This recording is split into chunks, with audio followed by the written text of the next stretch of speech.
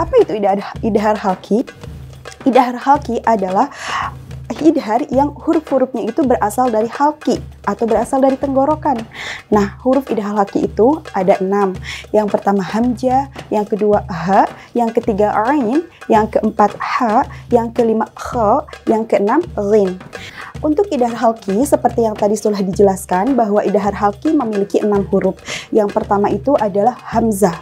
Jadi ketika ada nun mati bertemu dengan hamzah, maka dibacanya itu harus jelas atau harus terang.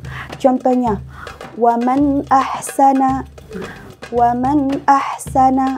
Nah, di situ nun matinya dibaca jelas ya, tidak boleh didengungkan. Contohnya, waman ahsana. Nah, itu salah ya, atau tidak boleh juga digunakan.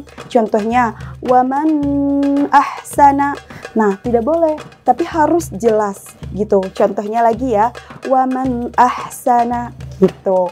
Kemudian contoh yang kedua adalah ketika nun mati atau tanwin bertemu dengan ha, maka dibacanya juga harus jelas.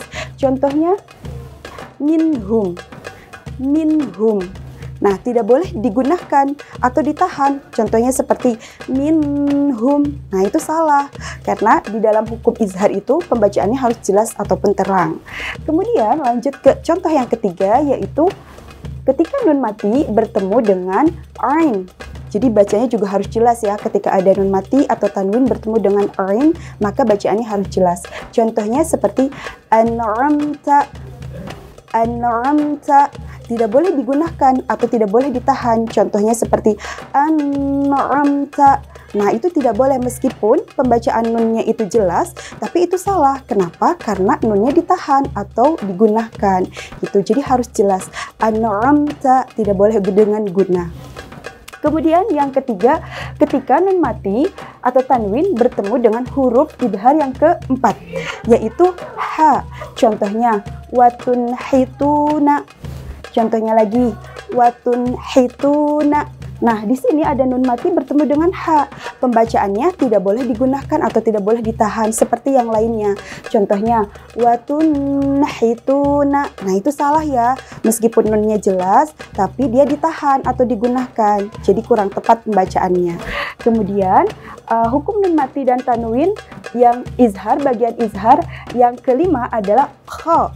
Jadi ketika nun mati atau tanwin bertemu dengan kha, bacaannya juga harus dijelaskan. Nun matinya harus jelas.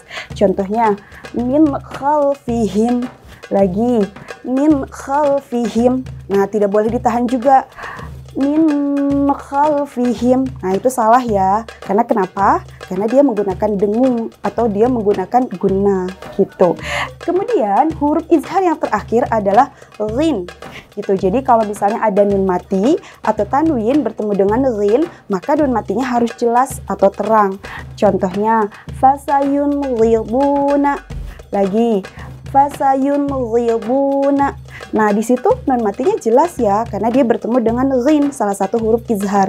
Tidak boleh digunakan juga. Contohnya fasayun ghibuna. Nah, itu salah. Meskipun nun matinya itu jelas dibaca, tapi dia kurang tepat pembacaannya karena dengan menggunakan guna.